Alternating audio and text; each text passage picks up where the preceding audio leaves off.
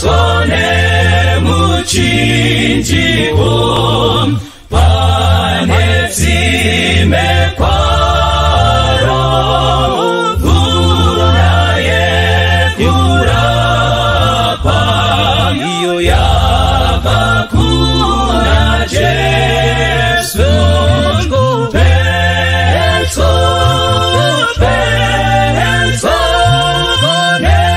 Chinjiko wenyu ndipo panozorora iwo moyo wangu wese petone muchinjiko mutsawandiwana jekeserwa kupenya kwa Jesu Petro nemchinjiko wenyu ndipo panozorora moyo wangu Petone muchinjiko nomuona Jesu tibatsire kufamba mumabute awo Petro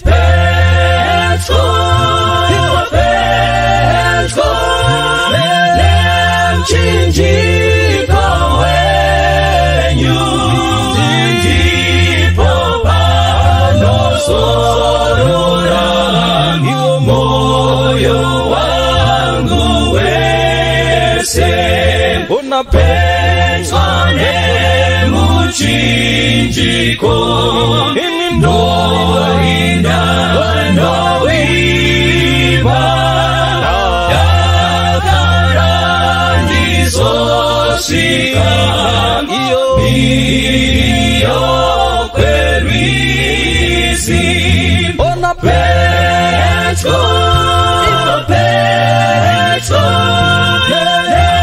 chinjika wenyu ndipo panozorora iwo moyo wangu wese Petro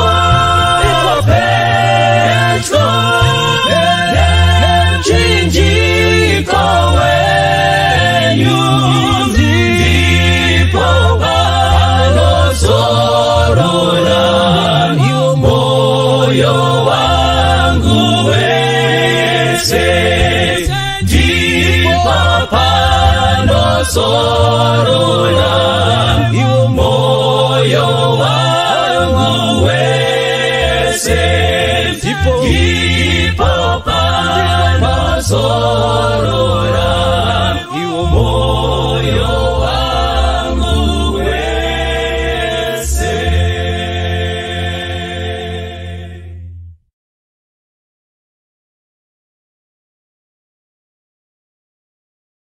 Ngai zvakare tinamate ngatidzore uso wedu tinamate baba vedu vazere nenyasha mufaro wedu kuwana Mwari akaita semi Mwari atichengeta zuva rose dana manga musimi taparara nekuti muvengi anga katikomba mberi nesure maita yenyu matirwira kuhondo dzowakaipa zvino taapa mberi penyu Mwari taakunzwa soko renyu taakukumbira mweya wenyu wakanyora Bible uye kuzotidudzirira bvisai kutaura kwangu kureva kusingatibatsiri Jesu simudzirwai ini ndidzisirwe zikanwai ini ndisazikanwe nokuti hakuna munhu mukuchenjera kana mukudzidza angadudzira shoko renyu zvoda mweya wenyu mutsvene tatenda kuti muchachitira saizvozvo tanamara nokuti namuzita raJesu rinoyera uye richigare kusingaperi amen.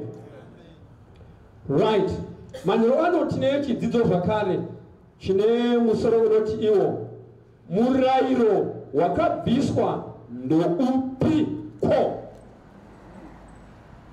Which law was abolished? Ungaba hiupi umthetho owakhutshwayo na? Mubvunzo iwoyo. Tinotaura nyaya idzi nekuti kana ukateerera uchanzwa vanhu vakawanda vachiti takurarama pasi penyasha, hatichararami pasi pomutemo, vachiverengawo mavhesi semaverengero atichaita. Asi Mwari achitibatsira manheru anhasi tichaona kuti ndeupi murayiro wacho wakabviswa. Nekuti kana tikati nyasha takadzibata vakanga vari pano on Sabbath, nyasha dzakatoitwa pamuchinjikwa, dzakaitirwa munhu wose, ende kufa kwaJesu waitova murayiro nekuti zvakagarirwa pasi zvikapasiswa. Saka nhasi manheru ano tichaona kuti murayiro usisipo ndoupi. Tinogona kutanga kubvunza mubvunzo wekuti murayiro chi? Vanoronda vanotiwo chisungo chinourigwana nenharaunda kana navanhu vane vavariro yekuchengetedza zvinhu naivo. That's law.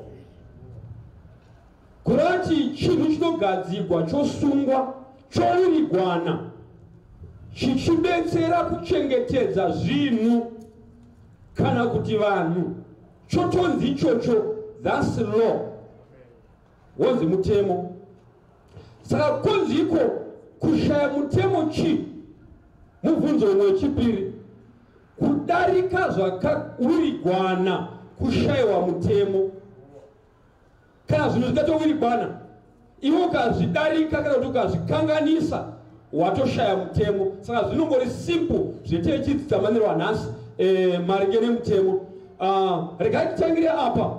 Bible vanoita ongororo vanotiwo rakaiswa mitemo mitatu, divided into 3 categories of law. Number 1, pane laws anonzi civil laws, mirayiro yezvekugarisana. Number 1. Number 2, pane mirayiro yezveutano.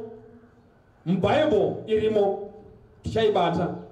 Number 3, pane mirayiro inonzi mamoral, inosunga hurumende yaMwari, yopedzera chinzi macommandments. Saka tichabata mirayiro iyoyo tigoona saka mirayiro isipo ndeipi. Pozoita mirayiro yekushumira yakanga iripo kare, inoita sekuti vazhinji ndo yavanonyanya kuita sevanenge vachinzvenga asi vasingazivi kuti ndiyo mirayiro yacho iyoyo yaishandiswa panyaya dzekushumira.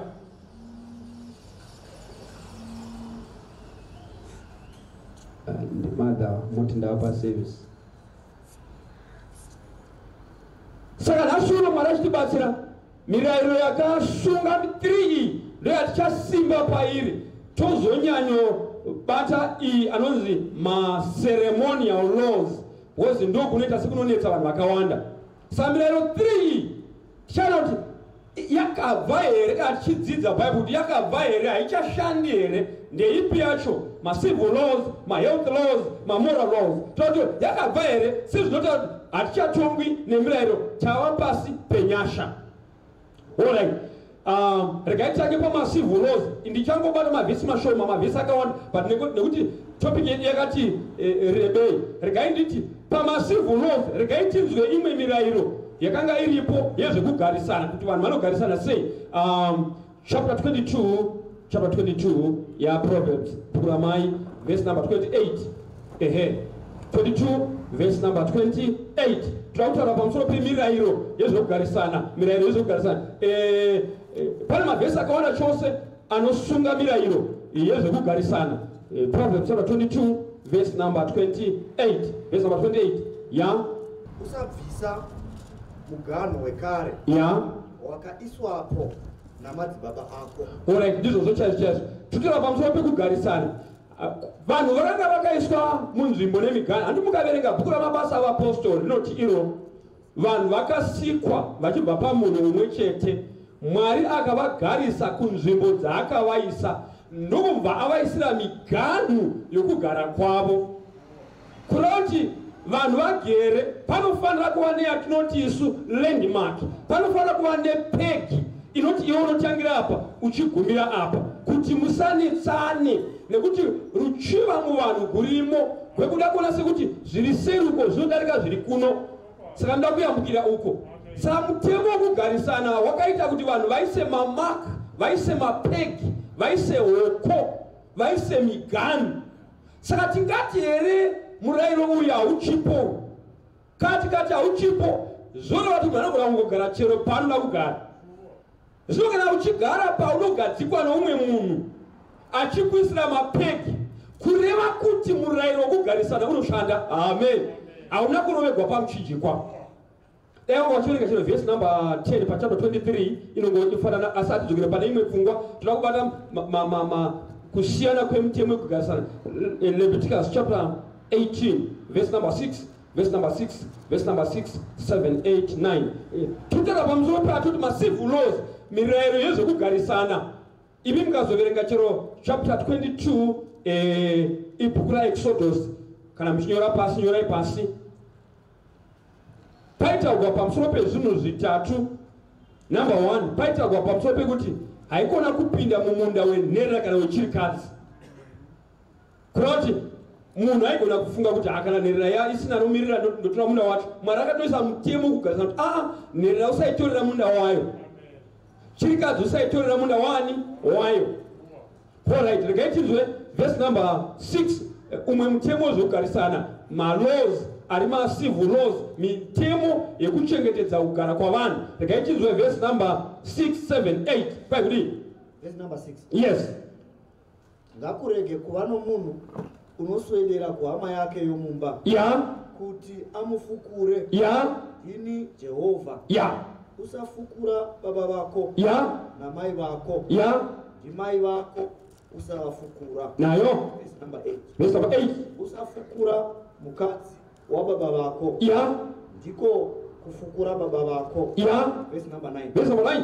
Usafukura hanzvadzi yako, mwanasikana wababa vako, kana mwanasikana wamai vako, kana vakaberekwa mumusha, kana vakaberekerwa kumwe. Amen. Right. Tabata taisa muzikamu zvitatu maringe nekugarisana. Pane chikamu chokupedzisa chimwe chatichazoisa pakugarisana. Number 1, pakugarisana paiswa mapeki. Amen. Kuti munhu asajambe peki mazuva wezvo. Number 2, tikati munhu hafaniri zvakare kutorera umwe munhu nokuti ari wiki, chirikadzi kana nherera haitori kuchinhu chayo, ndizvo here kugarisana ukoko. Then number 3, panyaya dzekugarisana kwaikona Mwari haikona kutora hanzvadzi yako, kana kuti haikona kurara nababa vako, haikona kurara namai vako. Makatire nyai zvikanzi usarara nehanzvadzi akaberekwa pamba penyu kana akaberekwa kumwe. Kureva kuti baba vanogona kupotsa vakanomitisa Samuel, mwana wacho akatorwa akauya pamba penyu, usati hazi mwana wamai vangu. Kwai that's your own blood. Amen. Haufaniri kutomuita mudzimai bhozi mwana iropa rako kugarisana kako. Zvino kana iwe ungati wewe murairo wakatogwa pamuchinjikwa, takurora mapasi penyasha, mukadzi waunaye hanzvadzi yako here? Wakadii kutora sisi vako? Zvakabva kupi izvozvo? Handi kubva pashoko raMwari. Ivo rava vasina kuverenga, but takashanda nevakuru vairizi vachiri vasina kuverenga muBhayibheri. Vaikudza kuti iyoyo hama yemumba, iyoyo hama yemumba. Ini mudzimai wangu wandakaroora chizukurubvi. Saka ndakati ndichimuona ndisati ndamupfimba, ndikati kuna mai, tiri kuti vazukuru ava indaona uyo mwana uyu. Saka zvinoita here kuti ndimuroore? Zvikaenda mai, vazukuru asi chizukurubvi zvoita manje iwewe ka indautaura naye kana akada tinogona kana ivo vakaramba kuti muri hama vasimbisa ukama hatichadi. Asi kana vakati hazvina basa kunoti vaziva kuti vari kure. Amen. Zvakabva zvafamba. Haisanzvadzi yangu asi chizukuru. Amen. Ndikutafunga kuti kana ari munhu womumba zvinodhiskasiwa kunzi ukama hwacho huri padhuze hazvitoiti ndizvo here. Asi kunzi ukama uhu ndizvo vari kure vazukuru ndizvo bati vari kure. Asi chinja udenye kana vazoramba vasimbisa ukama kana vakabvuma kuti haiwa vaziva kuti ukama hwacho ndizvo asi huri kure. Ndikutafunga kuti paukama kana ukaita mhosho paukama unodaitati vapana chapter 18e vanobva vatoti Mwari pamberi ukaroora mukadzi wababa munini wababa vako uchashayiwa mwana. Kusunga kwa Mwari munoverenga chapter iyi kureva kuti Mwari unomva avhara ati waita musikanzwa iwe ndovhara mbereko yacho mushayiwe mwana. Saka nyaya kugarisana musaitarisira pasi Mwari chaivo musandiudza kuti Abrahama akaroora hanzvadzi yake zvikadii. Vanga vari vanhu vashoma asi apa vawanda vakapiwa murairo wokuti uyu usatora uyu ungatora. Amen. Iwauza Abrahama kaiwe vanhu vakawanda sati Abrahama akaroora hanzvadzi yake vanga vari vashoma. Amen. Alright. So chapter 19 munoburitsa futi izvozvo but tine maelementi adada kuti tigodiscasa kana kuti tichipfuura pairi panyaya yechi4 panyaya dzekugarisa manonzi macivil law. Pai pana Leviticus usaenda namaskeo maviri kana uchibuda pamba pako zvikero zvisava zviviri ngative 1 bozi unogona kuti uyu munhu ndomuvenga chikero choipa uyu munhu ndomufarira chikero choreruka. Vanhu vakafanana zvisinei kuti vanobva pamunhu 1 usabata zvikero zviviri. Tikambodaiwo kugoko kwedu uku kwa vanhu vanotengesa zvirimwa rimwe izvi kana yava nguva iyo nekuti mbeu yoda kutengwa nzungu nyimo nyemba tasvika pamusika nemuchinda uyu wandoti anondibetsera pafaith masocha zvikaitika mbonoparidza pamusika nhasi tasvika pamusika ndobva todawo nzungu idzi zvavanga vakaita manje mazuva iwayo vaifovedza garoni raifovera nebhaketi racho raifovera iwo nenge uchifunga kuti riri normal izvo anenge ari 3 gallons kari galoni rechitori half kana 3/4 of the gallon because vakafovera. Saka nobva ati ndoda nzungu idzo vakutoda kupima zvikanzi mbomirai kupima kuturai pasi ndoda garoni renyiro rei akurirovaro achitazamua mamai akati aza kanzi rai muri mbavha dzavanhu imimi mose makaronga kubira vanhu ini magaroni enyu ese ndichanomarasha mugonomhangara kwamuva kuti mumhangara ozi makabirizira vanhu harisi full garoni kai. Saka muda kuti muchiti kana mafunga izvozvo chingoisai price iri right. Amen. Kuti saka munobirizira kunoti vanhu vanobiriza scale munhu unogona kubirizira pachipimo chero vachitenga kana achitenga kwauri zimugomo rine rakakura rine magaroni 5 kana akunotengesa magaroni ava 3 anobira munhu uyu obira uyu imbavha dzose idzodzo kana imi muchitengesa pamusika mahwanyai musaita zvikero zviviri musaronga matomatisi nembambara muchisiya muganu pakati muchisiya maburi munhongo yachidzi achikutirwa mhepo. Mwari wakatarisa. Amen. That's unfair. Kana iwe ukanzi zvitenge izvo zvongazvitenga iwe handi hauzvifariri. Saka tinotaura nyaya number 4 kuti panyaya dzekugarisana pane inonzi scale ngapave nechikero chakafanana hatibve tine pane umwe mutemo mahealth laws tobata nyaya yemahealth laws because tobvunza kuti izvi zvinganzi hazvishandi here izvi zvemascale mazuva ano zvanzi hazvishandi here zvinoshanda because kubatira vanhu. Saka mutemo wekugarisana uyu uri kushanda hada kurongerwa pamuchinjikwa chapter 23 ibhuku raDeuteronomy 23 verse number 13 takutaura pamusoro pemahealth laws tinombopfuura paari tingati wakarovererwa pamuchinjikwa here mutemo wacho iwoyo right. Chapter 23 yes verse number 13 verse number 13 yeah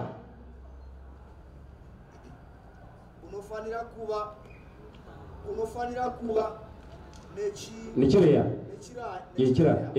A spade. Yeah. Toko honazo. Yeah.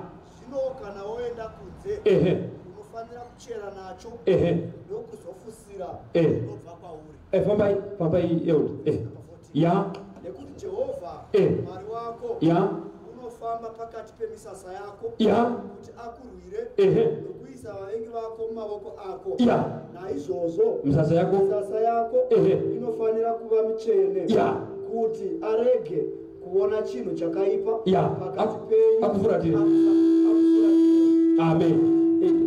Now na Bible vakomana rine zvinhu zvaro kwai kana waenda kuhondo Israel unenge une mapfumo, unenge une matende, unenge une chikafu. Chimwe chaunofanira kutakura ispade, kapadza. Kana wadzika matende wagara hapo musango chaimo. Haikona kungokungurudza uchisiya. Futsira zvabva kwauri. Nokuti Jehovha unofamba pamatende ako achikuchengetedza. Haadi kuona tsvina yawabvisa iwe uchisiya pachena. Mutemo wa matoilets hauzwa varungu. Amen. Makatire. Mutemo wa matoilets hauzwa varungu, mutemo wa Mwari. Saka ndinoona izvozvi vana mai vamwe vana mai vana kuda kutaura kuri nani asi kungaenda kumamisha uko vana mai kunonzi mwana ngaseri uko. Mwana ungorogara ikoko kuzogara zvakadaro. Uchapa iwewe pamba penyu muchagara muchingogwara. Ngiroza adzipo dzakafuratira. Mwari akafuratira nokuti kuti maisa tsvina pachena. Kana ari mwana mudiki isai pa newspaper munokanda mutoilet. Hakuti mwana muduku. Tsvina. Amen. So kune vamwe vanoti kana akangobuda akangoinda kunze nenharaunda akangoinda anongofunga kuti gwenzi rangoona igwenzi rokusiya tsvina yake. Inzwa kana uri munhu adzidza chidzidzo ichi ukaona waenda kure nemisha yavanhu ichotsvaga pane mavhu. Kana waita tsvina yako tora mavhu usiye wavhara wafutsira. Sangokungurudza uchisiya pachena. Uri fende uri chapa matera nyai. Saka toti isu mutemo wematoilets wakarovegwa pamuchinjikwa here mubvunzo. Kati acharamba pamusoro pemutemo here takuramba pamusoro penyasha. Saka matoilet akabviswa here mubvunzo. Rega kuenda netoilet uone kanzuro imanye pamba pako usungwe kuti handina basa netoilet inini uchingokungurudza tikuone ukararama iwe. Zvoreva kuti mutemo unoshanda. Amen. Chapter 19 Exodus. Chapter 19 Exodus. Yeah. Chapter 19 Exodus. Yes, verse number 10. Varinyora pasi, munonyora chapter 15. Yeah, Matthew. Yeah, verse number 3. Kusukapa verse number 4. Panotaurwa nyaya yekugezwa kwamavoko nekugezeswa kwamapoto. Regai tione pfungwa iri panapa pana 19 verse 10. Ibhuku Exodus 19 verse number 10. Verse number 10. Yeah. Zvino Jehovha akati kuna Moses. Yeah. Enda kuvanhu. Uvatsaure nhasi namangwana. Yeah. Vasuke nguo dzavo. Vawache hembe dzavo. Verse number 11. Mirai. Vanhu vanga vativo kuna Moses. Moses tawa uchingoti Jehovha toda umbotiwo isu Mwari watimbotaura naye. Zvika arikai ndinoturira nyaya iyi kumukuru. Zvika iyi wai Mwari vanhu avo kuzasuku vanda kutaurawo nemi. Zvika Mwari ina problem navanhu. Ivo ndo vangapete problem. Saka chinda unovaudza 3 days vawache hembe nekugeza. Amen. Yeah. Tigozosangana bhozi nani itsvina. Handidi ziya ravo iyi. Ukaverenga nyaya yacho kwai vanhu vakafara kwazvo kuti ndatichaskana Mwari skai after 3 days vakabvazi kuseni mambakedza kuchakasviba zvikai naMwari zuva rikangobuda ziya robuda vakafa.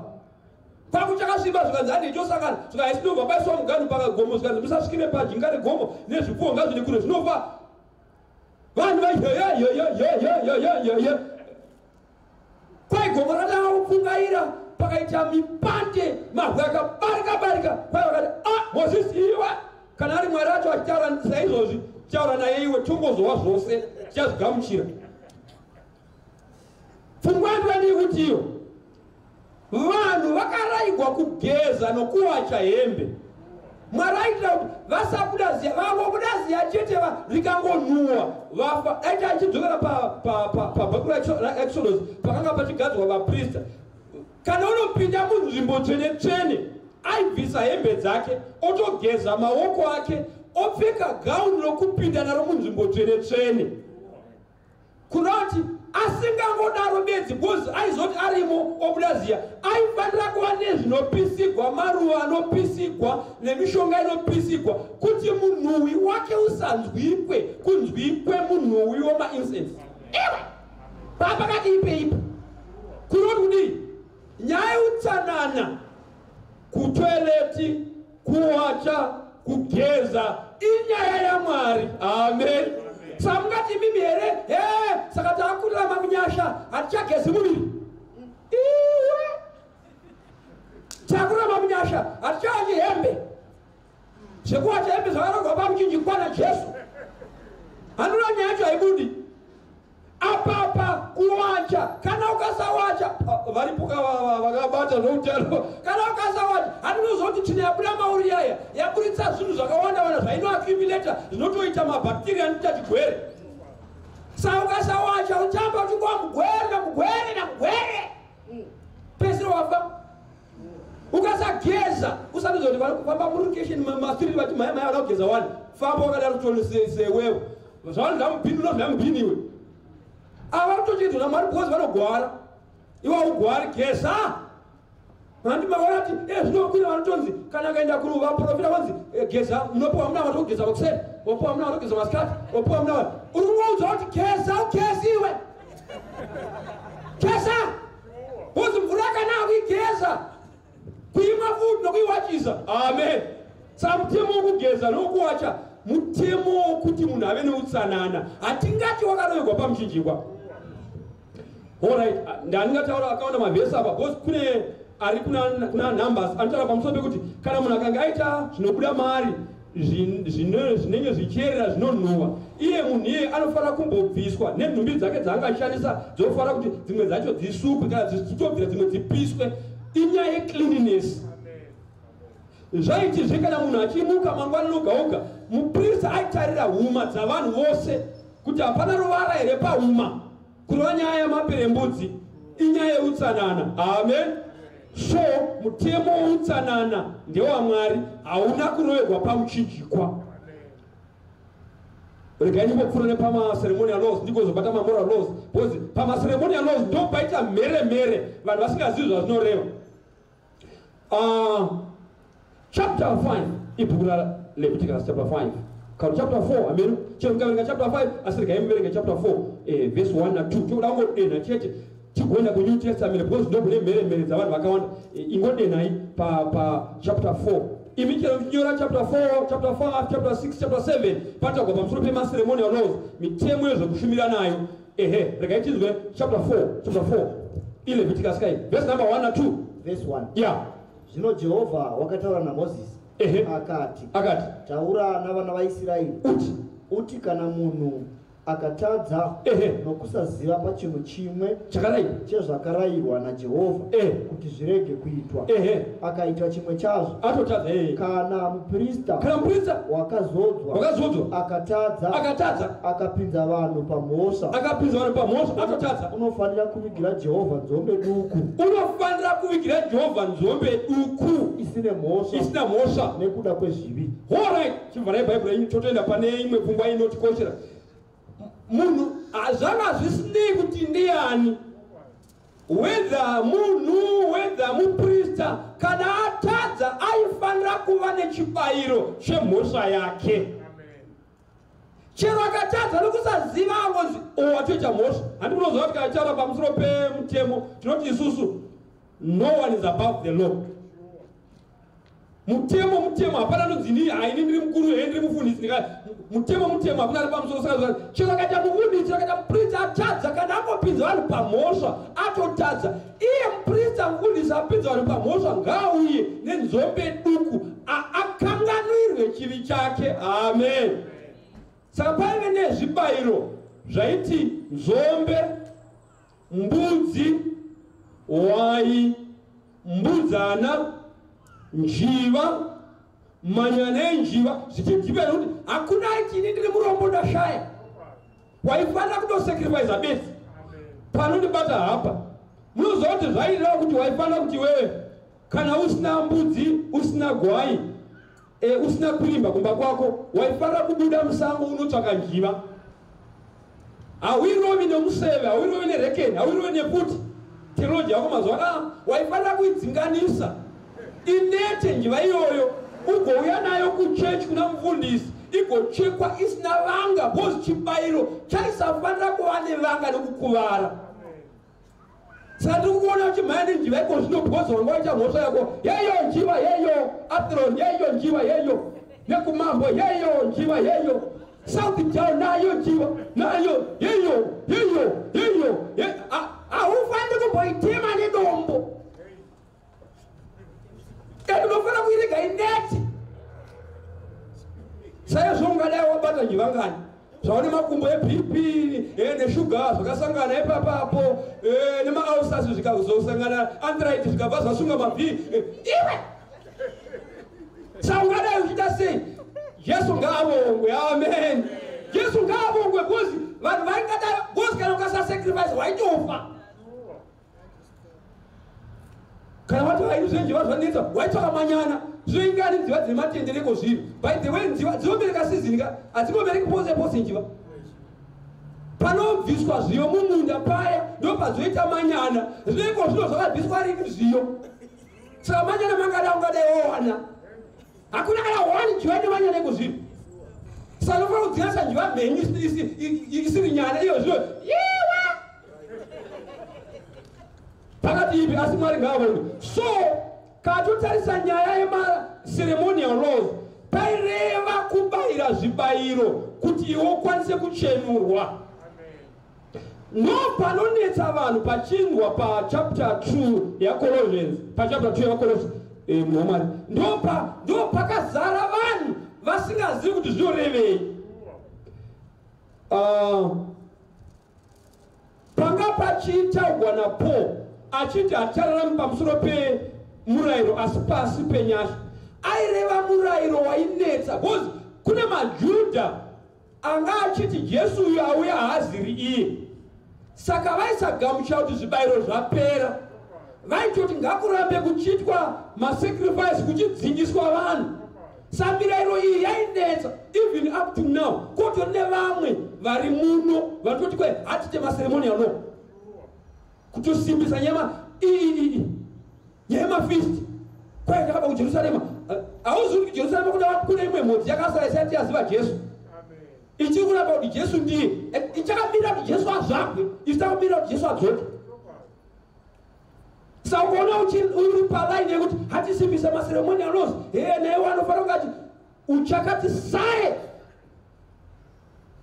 Uda kuti pave nerevival kuda unikoke kumba kwako kuti zombonyatsotsanangura nyaya dzacho tidzidze. Verse number 14. Verse number 14. Verse 14. Yes, verse 14. Mozoverenga verse number 16. Akadzima rugwaro rwakanga ruchirwa nesu pazvirevo zvaro ruchipesana nesu akarubvisa irwo akarurovera pakati pedu akarurovera pamuchinjikwa. Verse 16. Verse 16. Naizvozvo munhu ngaarege kuvapo unokutongai pazvokudya kana zvokunwa kana nokuda kwomusi womutambo kana pakugara kwomwedzi kana paSabata. Verse 17. Verse number 17. Izvi mumvuri wezvichauya. All right, thank you very much. Now, Paul ari kutaura pamusoro pemirayiro yaipesana nesu. Pane mirayiro yakati wanda yaipesana nesu. Imwe yacho ari kunyora gwava ranga ndivanani vahedheni. Amen. Asi kunyora maJews. Ari kunyora vahedheni. Because vahedheni kana mukacherechedza kumasure vahedheni vakanga vasingapindi mutemple vainda paouter court ndo pavainamata Mwari vari. As long uri a Gentile or uri uncircumcised one, though wakaberekwa uri muJudha usina kudzingiswa waisatendekwa kupinda muchechi. Iyo chechi yanga ine setup yaiti pulpit yakati kwirire. Floor inotevera yanga iri yana baba yakati kwirire. flow yekumacheto kumzasi kuno kumsuwo yakadzikira iri yana mai. Saka vaigara vachiti vana mai vari kuzasi, vana baba vari kumusoro, mufundisi pamusoro. Vari kuchechi apa. Kana kwakunze uku ndokune madhongi navahedheni. Kuouter court hamuna kuverengera kuchinzi Ezekiel pauri kumezha temple siya rovazhe ndegwavahedheni. Amen. Kunoti setup yechechi vahedheni vaigara kunze. Saka navona mata vahedheni vaiti kuti Mwari watenzi wangu mundinzwevo. Ivo vari pazve. Nyaya yacho saka yaigwisana nesu pazvireo zvaro. Asi pakauya Jesu. Galatians chapter 3 verse 27 to 29. Pakauya Jesu ndosaka vaina Colossians akarovera rugwaro rwakanga ruchipesana nesu pazvireo zvaro.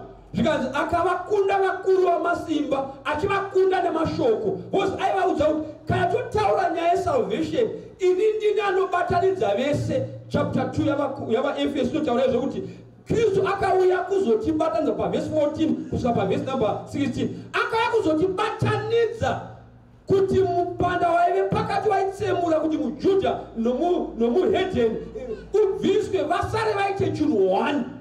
Chapter 3 yaGalatians verse number 27 to 29. Yeah? Verse 27. Nokuti vose pakati penyu. Yeah. Vakabapatidzwa. Galatians. Yes. Vakabapatidzwa. Yeah. Muna Kristu. Yeah. Makafuka Kristu. Makafuka Kristu. Hakuchina mujudha. Hakuchina mujudha. Kana mugiriki. Kana mugiriki. Hakuchina wakasungwa. Hakuchina wakasungwa. Kana wakasununguka. Kana wakasungunuka. Hakuchina munhurume. Hakuchina munhurume. Kana munhukadzi. Kana munhukadzi. Nokuti imi mose muri mumwe muna Kristu. Muri mumwe muna Kristu Jesu. Zvino kana muri vaKristu. Ya, muri vana vaAbhurahama. Ya, muri vadyi venhaka. Amen. Pana chapter 27 pakafa Jesu pamuchinjikwa kwai mucheka waiparadzanisa nzvimbo tsvene nenzvimbo tsvene wakatsemuka napakati. Kwai vanhu vakapinda vachiti uyu munhu navahedheni vakatopinda muchechi vachiona chishamiso ichocho ndomusi wakaguma kuti muhedheni kunze achipinda kuchechi. Amen. So iyi nyaya iyi yaitaurwa naPaul iri pana Colossians naGalatians chapter 4 naRomans inotaura pfungwa yekubvisa zvinhu zvaisimbiswa namaJews zvakafanana nokudzingisa nemaseremons avo. Mitambo yose yainopedza ichiurawa gwai yaimirira Kristu.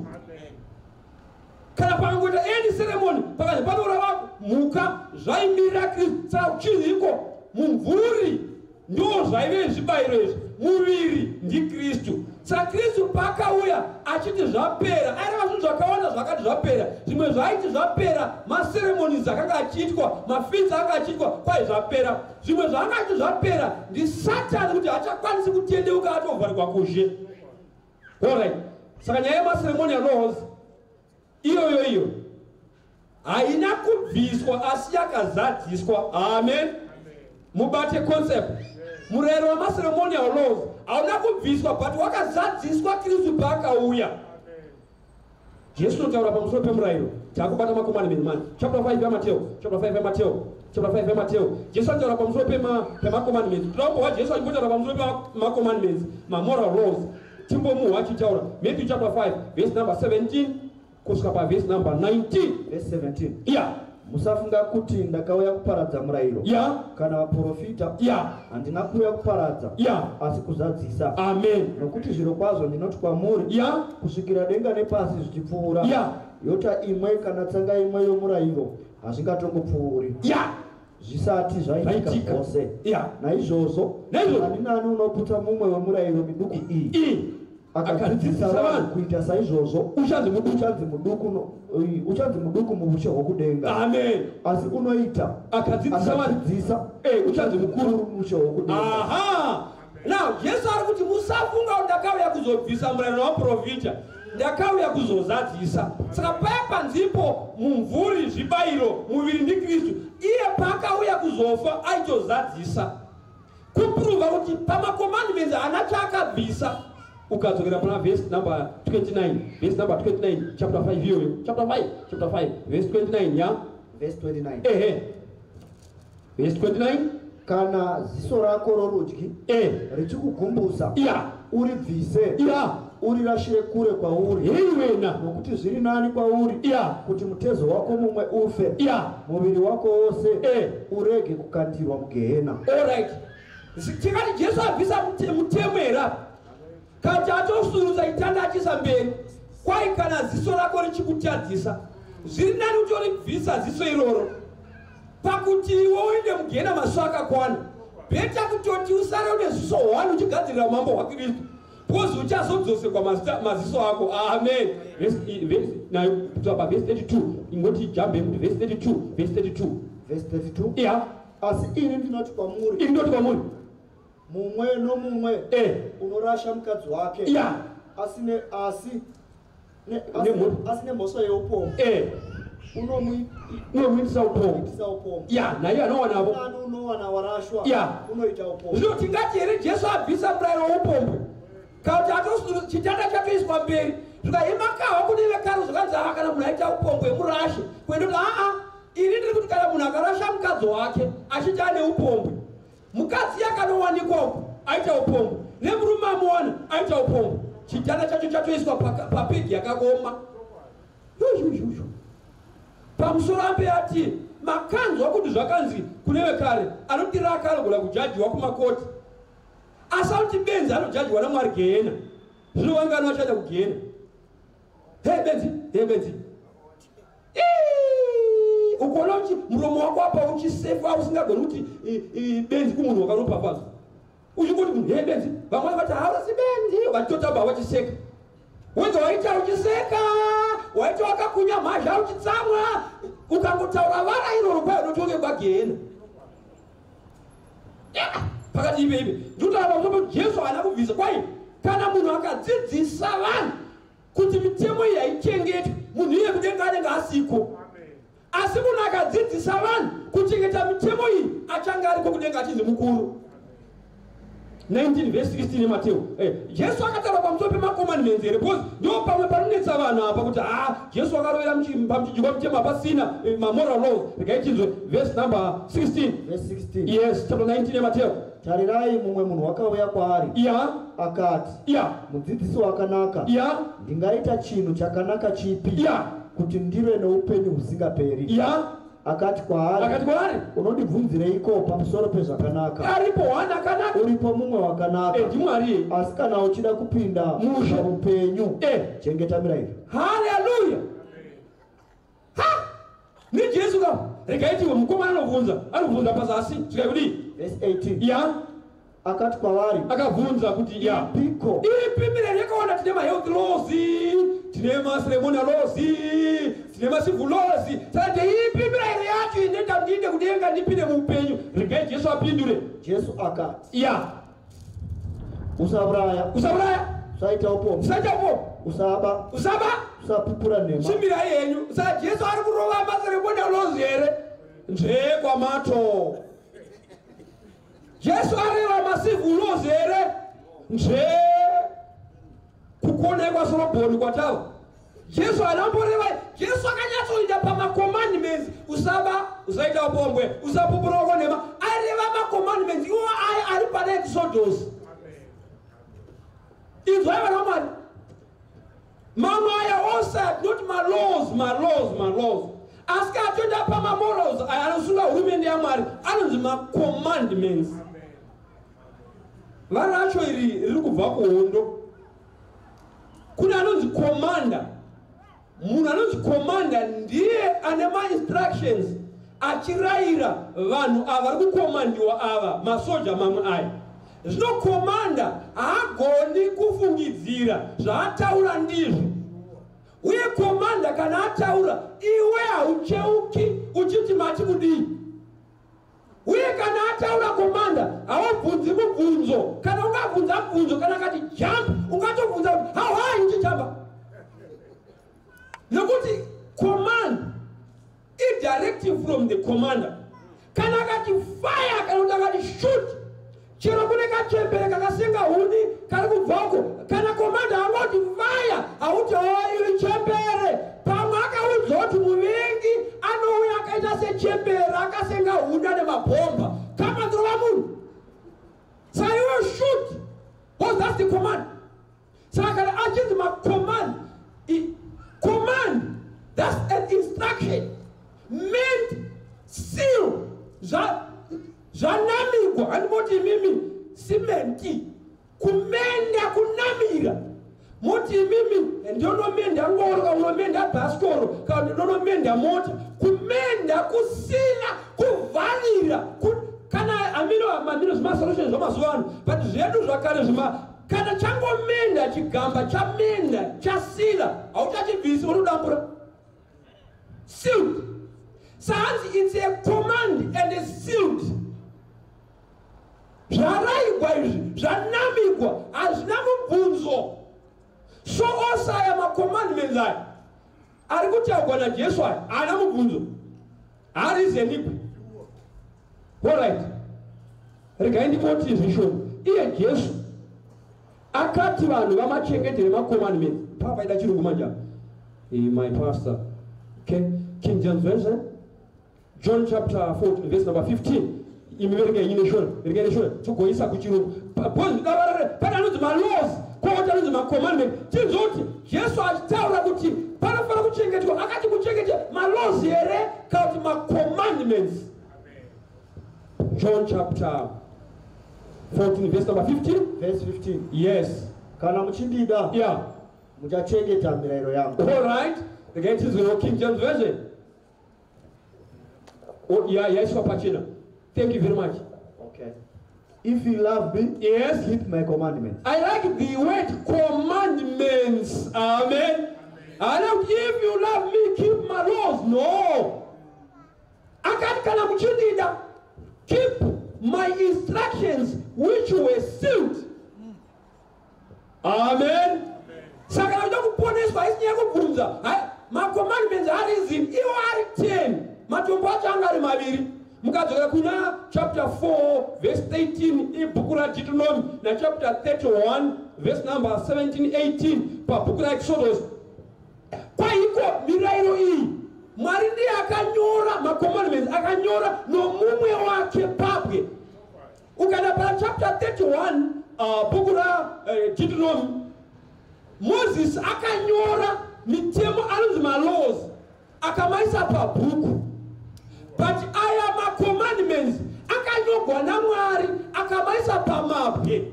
Zvino bhuku na mapwe zvinogara nechipi. Mapwe ndo anogara. In fact kana ukangona panzi ibwe wotozoti pakutakwa pamusoro paiye Jesu ibwe benyu. Sama ma commandments akanyogwa paari iye Jesu. Ma laws do I know because the law or laws can vary or can change. But a commandment cannot change. Ma laws are not changing. Say, it's them temo yakanga irimo mu Zimbabwe. Ainzi vana road founders baba mamsa ni mazoko. Amuzizivi. But patakaona nyika ine Zimbabwe chakasudurutsa kuti road founders chichocho. Tikaisa zvedu isu zveindependence. Amen. Mitemo inochinja. As ma commandments achinji. Samchwa mavara matatu akashandiswa pa kuburitsa vana wanirore. Kuroti chitema chinotaurwa nemunhu ane simba chisingabvunzwe mubvunzo chonamirwa mundangariro dzako. Amen. Now, so Jesus ari kuti kana muchinda chikuita mirayiro yangu verse number chapter 15 verse number 10 papo John chapter 15 verse number 10 verse 10. Yes. Kana muchichengeta mirayiro yangu. Kana muchichengeta mirayiro yangu muchagara murudo rwangu. Muchagara murudo rwangu. Seni ndaichengeta mirayiro ya baba vangu. Amen. Muchagara murudo rwavo. You know Mwari wakana kwaina Jesu andisi kukudzidzisa kuti mungochengeta ndisingachengeti. Zvikazi kana muchichengeta ma commandments angu aya muchagara murudo rwangu seni ndakachengeta mirayiro ya baba vangu ndikagara murudo rwavo vese vachachengeta mirayiro yakatemwa naMwari. In fact ukaenda papura Romans chapter 6 anotobvunza Paul achiti iye tikati murayiro chivi here zvikanzi aiwa pavhesi number 14 michiverenga 7:7 Romans 7:7 yes Romans 7:7 because chapter 6 notiyo toramba tichiita zvivi kuti tichiti munyasha tirimo toba chitadza here zvikanzi kwete hatikabiri chitadza 77 ya Romans ya zvino tichatiiko ya murayiro zvivi here ya haisha asi handizaiziva zvivi kana murayiro usina kana murayiro usaivapo ya nokuti handizaiziva kuchiva kana murayiro usina kuti usachiva. Amen. So kwaiko tingati murayiro wakaipa here aiwa ukatodzokera na chapter 19 yemapisarema pavhesi ya 12 kwai handigoni kuziva zvakarurama kana pasina kutonzi zviripo zvinonzi murayiro. Murayiro unozivisa chakarurama wozivisa chakaipa. Kunoti basa remurayiro wakaita seglasi. Kana munhu akaramba murayiro arikuramba chionioni sauchi murayiro hauponesi asi unotisvitsa kuna Kristu. Murayiro unotiratidza kuti tine tsvina toenda kuna Kristu anobvisa tsvina ndosauchi unotisvitsa kuna Kristu. You know what, 2001 ndakamboparidza kuzvishavane effort kwakuna Pastor Makaya by then. Saka pamandava paya vanoziva nezvezvishavane tawana vamwe mai vakagara pamumvuri kwakwa kumaraundi 1 dzamasikati vakabata shaya yavo vanga vane breki ravo jeki ravo rakaitwa pasaidi. Ndobva Pastor Makaya vakati ko mai maratidza kuti masuwa chi zvikai he vanangu ndobva kwamabasa ndokwavanga vachibva kwamabasa uko. Zvino ndanditengesa mukaka wangu ndichifunga kuti ndichaona mari asi zvaramba zvomukaka kutengwa handisati ndambodaro chikuri ndakava mutengesi womukaka. Totarisa mukaka wakanaka zvokwadi wakafa wakakora. Tiri kutaura izvi umwe musikana anga ari pane chimwe chishopu padhuza ndobva auya mukaka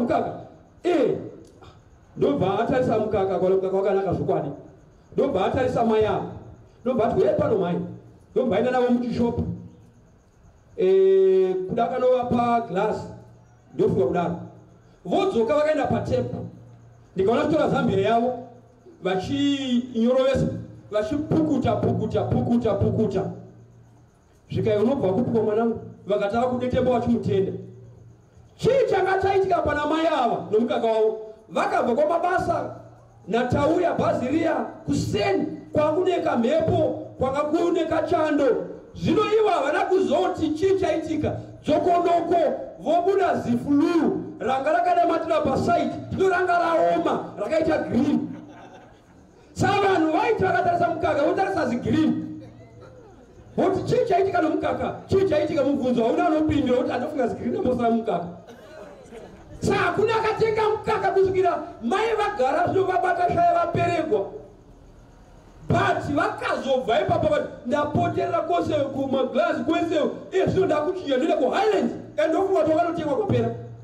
Nemhosva yekuti havana kuiginowa glasi ravakapiwa nomwana uyu havana kuputsa glasi vakatoshandisa glasi vakafarira glasi vakagona kubetseka. Unozoti murayiro kana ukati murayiro wakaipa uri kuti unofanira kugara une svina yako asi ukangoita pamurayiro uchakuza usaita upombwe. Amen. Ya ukangoti usaita upombwe kuti upombwe wakaipa hana yako torova wachengetedza upenyu hwako wachengetedzawo misha yavamwe. So murayiro iglasi wakanaka unovhenekera. Saka tingati murayiro wakaipa. Saka macommandments aya ese akadaro hakuna kana one inonzi iyi haitoiti. Nguva ndo dzaita shoma. James chapter 2 verse number 10. Verse number 10. James chapter 2 verse number 10. Saka chikudzidza kuti murayiro wakabviswa ndoupi? Hakuna kana murayiro 1 wakabviswa. Amen. Asi murayiro wakazatswa naJesu ndiwo maceremonial laws. Imwe yose mirayiro my health laws, my civil laws, my commandments yakadaro hakuna kana 1 unonzi haushandi. And hakuna 1 avaroigora muna Jesu pamuchijwa hakuna kana 1 because yose inoapply kumazuva edu ekurarama kusvika Jesu achiuya. My commandments ichasara iyi my health nema civil laws ichasara asi murayiro ucharamba uripo ma commandments because iwaya matombo ari maviri aya 1 racho ranga rine 4 ranga ridanda raibva kuna Mwari richinda pamunhu direct imwe 6 idandiraibva kumunhu lichida kumunhu kunoti kana ukateerera Mwari unofanira kuchengetedza umwe wako ndilo here. Saka panodhirowa cross pamalaws aya ari mhando mbiri kana kuti pamatombo aya maviri aya. Neimwe nzira hurumende yaMwari inosungwa nemitemo iyoyi 10. Hakuna munhu anoti ndichaenda kudenga achityora 1 wacho pamitemo iyoyi. Handei pana verse number 10. Verse number 10. Yeah. Nokuti munhu unochengeta murayiro wose akagumburwa kune chinhu chimwe chimwe chete wava nemhosva kune zvose. Amen. So kana ukati wewe ndoda kuchengeta mirayiro 9 pamberi paMwari unonzi hauna chawaita. Bosi iye akati ndiye kumuzasi kwata vaRoma iye akati usaita pombo ndiye akati usaba kana usingabi uchiuraya uri mudariko murayi. Kuti mirayiro yose yakadaro yakakwana iri perfect chitanda changomezhiwa chisingadambukwi. So Mwari atibatsire mukati meusiku wanhasi. Pane vanhu vangotofurigwa naSatani vachiudzwa kuti mirayiro muchazoona kuti murayiro unenge unetsa vanhu vakawanda i1 weSabbath. Ndone mhere tichaitaura pamberi apo ndone mhere but kana uchida kubetsereka mukati meupenyu usateerera vanhu vasingagoni kutsaura bhaibheri zvakanaka. Vanotsaura bhaibheri vachifarira kuenda kudivi riri wrong. Ndakambokokwa kuchecheza yoja. Saka vanofanira kuti ukakokwa uri mufundisi unogadzikwa mberi. Saka ndakandigere mberi. Ndobva vatanga nyaya dzekuti nyasha mutemo wakarugwa pamuchinjikwa takuramba pasi penyasha. Bozi vaiziva kuti ndiripo muSabata. Tichingopedza ndikati amen. Nhasi ndafara chose pano mandikoka pachechi yakanaka. Zvino chinzwai sangano makateerera nyaya iyi. Handi mahwawo nyaya dzenyasha kuti mutemo hapasina. Chero mutemo 1 mazuva kuti hapasina mutemo. Zvinozoitika pano mari dzose dzamakonekta idzi ndaona idzi ndiri kuenda nadzo hakuna notiteerera kumba kwangu. Hakuna kana mutemo unokusungai pamari. Ini ndiri kuti ndakafara gozi kumwe kwose kune mutemo kuti mari dzine dzamufundisi dzine kumaelders. Zvino pano hapana mutemo mari ndedzangu maita yenyu sangano. Ameni. Mufundisi maita ine maridzo ndapara nemari dzenyu chiwai mufundisi nhasi manheru ndiri kuya kuzonoka mubedroom menyu mutobuda muinde. Hapana mutemo unogonisunga futi kana ende ndatora chiaudio chenyaya yenyu kupolisi ndobuda discharge kuti handiti mufundisi maita hapana mutemo novakadzi hapana. Saka muda kudiswa zvinge sei nyaya yacho inosungirira munhu mauro nyaya inosungira munhu kunoti munhu anotara zvasingazivi. Kwa haizvo zvomufundisi uda kuti tinyatsogara pasi tikonyasoongorora kuti nyaya ikati betserai vanhu kuti mutemo ndeupi. Amen. Chirega vhesi yopedzisira chamari tigonamata Corinthians chapter 15 verse number 40.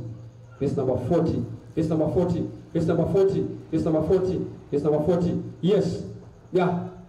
Tutra pamusoro pekuti mirayiro yose yakanaka. Amen. Inobatsira musati uyu ndio wandofarira uyu handiufariri. Right. Yes. Chapter 15. 1 Corinthians chapter 15. Yes, verse number 40. Yeah. Verse 40. Yeah. Kune muviri wokudenga nemiviri yenyika. Asi kubwinya kwekudenga ndokumwe nokwenyika ndokumwe. No, Paul ari kuedza kuisa pfungwa yeshanduko kana tichiri pano panyika makatira nevana vaMwari. Now iye zvinoka tiri muno munyika munomu tine muviri wepano panyika une utera hwawo. Chero ukanamata chero ukavereka bhaibheri muviri watinawo une utera hwawo, une maweaknesses. Saka unogaidwa nemalaws kuchengetedza maweaknesses aunawo. Amen. Sasa chero ukadziri mufundisi ukapiwa kola ukapiwa bhachi ukapiwa kepesi unotori weakness iri mauri bosi muviri waunawo ndowepano panyika. Saka kune muviri wokudenga. Amen. Patiye tazopfeka muviri wokudenga ndopoga patinenge tabvisigwa mamwe malaws aya. Amen. Mwari ngatibatsire usiku wanhasi. Kana tichiri pamuviri unowu tinoda mutemo waMwari unoti gavhena. Tiri pamuviri uyu neuterawo toda mutemo wamwari. In fact ukatasa imwe pfungwa yatisina kutaura pana 1 Corinthians chapter 14 papa verse number 40 futi inotiwo zvinhu zvose zvine mirayiro yazvo ngazvipinde mirayiro yani yazvo. Mamboona kuti chero muviri wangu uyu wepanopanyika une mirayiro, une zvinogavhena sekuti kudii maoko aya haagoni kuti ageza ose agonda ose one time. Akarongeka maoko kunotogeza maoko ose asi kunonda one sekukatsva kuye kuchingomwiza kudzokera gonotsva.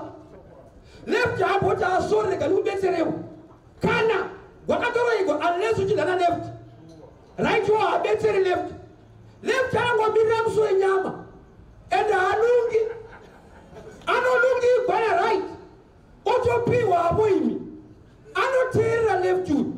Unofunga dai left haichase brain yako hanchipaita kakavapa kunokorapo makumbo chaiwo mumuviri watine wenyika makumbo akarongeka ane mitemo rimwe rikasumuka rimwe roshana pasi achichinjana. Unofunga dai angane nharo somusoro wako aifamba iwe paikavaniwana munakawira pasi. Miviri yenyika ine yakarongeka. Amen. Mutera wayo ine order. Basa relo kuisa order. Unofunga dai kuti murayiro hapana pamba penyu pakabikwa iwe.